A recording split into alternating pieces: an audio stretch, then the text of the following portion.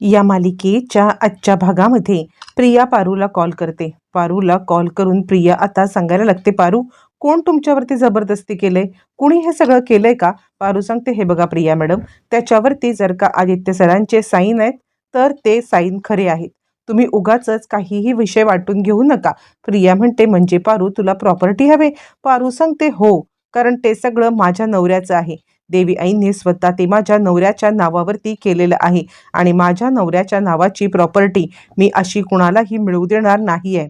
आणि खरं सांगायचं तर देवी आई आणि श्रीकांत सर यांनी केले असतील प्रयत्न, मी नाही म्हणत नाही आहे, पण पण त्यांनी प्रयत्न केले असले तरी माझ्या नवऱ्याने हे साम्राज्य उभं केलेलं आहे आणि मग आम्ही दळिद्रासारखं का राहायचंय? ते काही नाहीये. आम्ही दळिद्रासारखं राहणार नाही आणि खरं तर प्रॉपर्टीपेक्षा जास्त मला माझा अधिकार पाहिजे. प्रियाला तर स्वतःच्याच कानावरती प्रेक्षकांनो विश्वासच बसत नाहीये. तोचपर्यंत इकडे आता आदित्यला भेटायला श्रीकांत आलाय आणि हे काय, तू नोटीस पाठवलीस? यावरती आदित्य म्हणतो, काय बोलताय तुम्ही? कसली नोटीस? काय? यावरती मग आता लगेचच तो सांगायला लागतो, अरे असं काय करतोयस? वकिलांच्या मार्फत आता प्रॉपर्टीसाठी नोटीस पाठवलीस. यावरती तो म्हणतो, बाबा तुम्हाला खरंच वाटतंय की मी प्रॉपर्टीसाठी नोटीस पाठवेन म्हणून? यावरती तो म्हणतोय, मग अरे लीगल आलेले आपल्याकडे नोटीस घेऊन वकील. आता आदित्य मागे जाऊन विचार करतो, ज्या प्रकारे आता वागलेली आहे पारू आईसोबत आणि त्याच प्रकारे हे सगळं सगळं ज्या वेळेला आठवतं आणि त्याच वेळेला त्याच्या आता लक्षात येतं की हे सगळं पारूने केलेलं 100% असणार आहे. आणि तो म्हणतो, बाबा काळजी करू नका, माझ्या लक्षात आलाय प्रकार, मी नोटीस वगैरे काही पाठवलेली नाही आहे आणि त्यामुळे तुम्ही चिंता करू नका, मी काय प्रकार आहे ते बघतो आणि त्यानंतर तुम्हाला कळवतो. इकडे अहिल्या विचार करत असते, ही नोटीस आदित्यने 100% पाठवलेली नाहीये. आदित्य असं काही करूच शकत नाहीये. मग हे कुणी केलं असेल? पारूने. पारूला पैशाची इतकी हवं आहे. तितक्यात इकडे आता आलेली आहे ती म्हणजे दिशा आणि दामिनी आणि त्या दोघी जणी म्हणतायत, बघितलं बघितलं या पारूने काय केलंय ते? आदित्य आणि पारू या दोघांनी मिळून हे केलंय. आणि तुम्ही काय करा माहितीये का, एक सासूमॉम, तुम्हाला आता ओल्ड एज होममध्ये जायला लागणार आहे. काही झालं तरी ओल्ड एज होममध्ये जाऊन तुम्ही तुमची सीट बुक करा. हां, म्हणजे तुम्हाला जर का तुमच्या कंपनीकडून नसेल ना जमत, तर आता माझ्या कंपनीकडून मी तुमच्यासाठी ही सीट बुक करते. तोपर्यंत दामिनी येते आणि दिशा, हे सगळं करायची तुला काही गरज नाही आहे. मुळातच काही झालं तरी सुद्धा या सगळ्यामध्ये आता प्रॉपर्टीमध्ये माझा सुद्धा तितकाच हिस्सा आहे जितका हिस्सा आदित्यचा.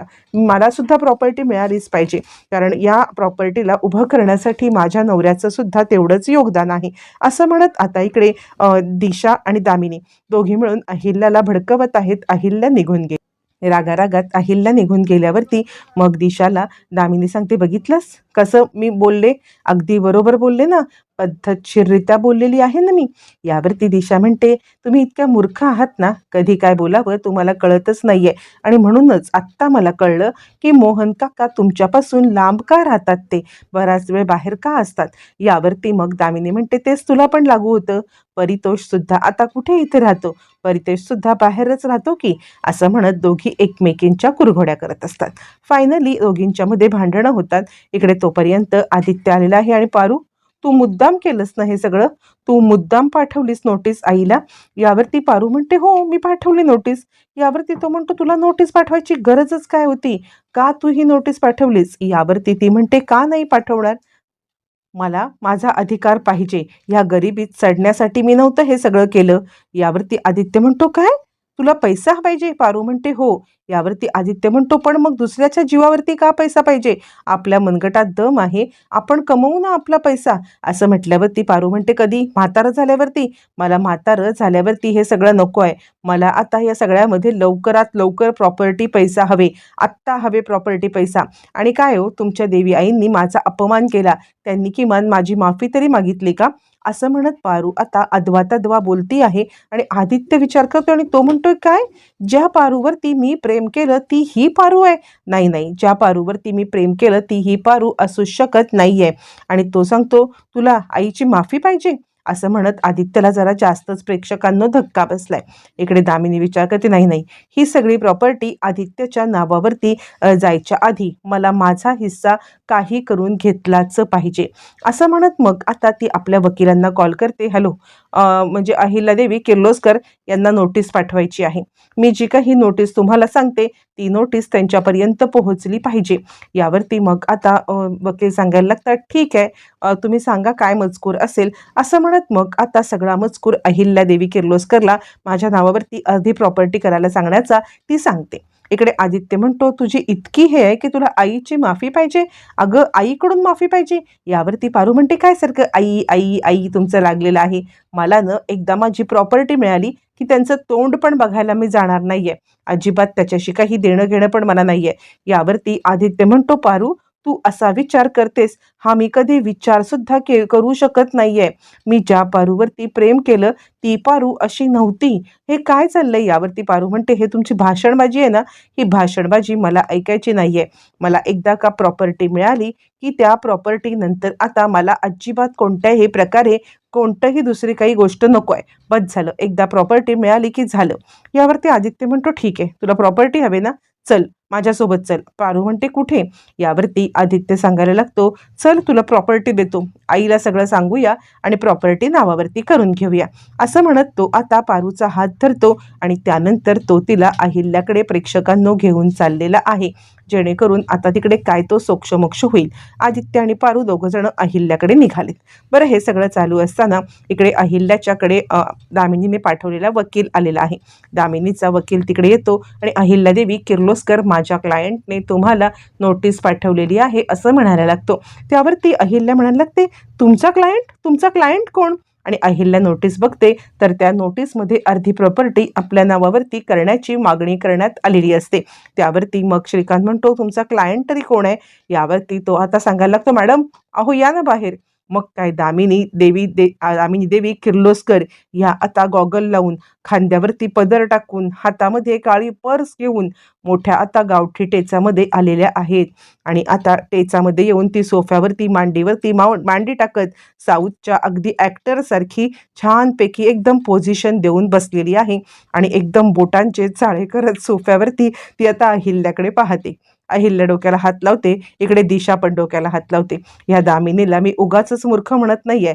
आता हिने काय हे नवे चाळे केलेत काय माहिती, पण ह्या चाळ्यांवरती टिकून राहिली तर ठीक, पण नाही टिकून राहिली, माघार घेतली तर झालं. इकडे सगळेजण एकमेकांकडे त्याच ह्यांनी बघतायत की झाले, हिचे माकड चाळे सुरू झालेले आहेत. मग हे सगळं चालू असताना तोपर्यंत आता अहिल्या सांगायला लागते, एक मिनिट. यावरती दामिनी म्हणते, वहिनी ऐका ना, मी काय सांगते ते पहिलं ऐका. कसं आहे ना, तुम्ही ही सगळी प्रॉपर्टी आदित्यच्या नावावरती करण्याच्या आधी माझा एक गोष्ट तुम्हाला ऐकायला लागेल. तुम्ही अशा पद्धतीने आदित्यच्या नावावरती ही प्रॉपर्टी करूच शकत नाही आहात, काही झालं तरी. कारण कसं आहे, माझ्या नवऱ्याने सुद्धा आता ही प्रॉपर्टी वाढवण्यामध्ये तेवढाच त्याचा सहभाग आहे. म्हणजेच अर्धी प्रॉपर्टी माझ्या नवऱ्याची आहे आणि माझ्या नवऱ्याची अर्धी प्रॉपर्टी मी अशी कुणाच्याही नावावरती होऊ देणार नाही. सगळ्यात पहिले एक काम करायचं, या प्रॉपर्टीचे हिस्से 2 होतील आणि मग तुमच्या हिश्श्यामधला अर्धा हिस्सा तुम्ही आदित्यला द्या, पुरा द्या, मला काही फरक पडत नाही, मला 50% प्रॉपर्टी द्या.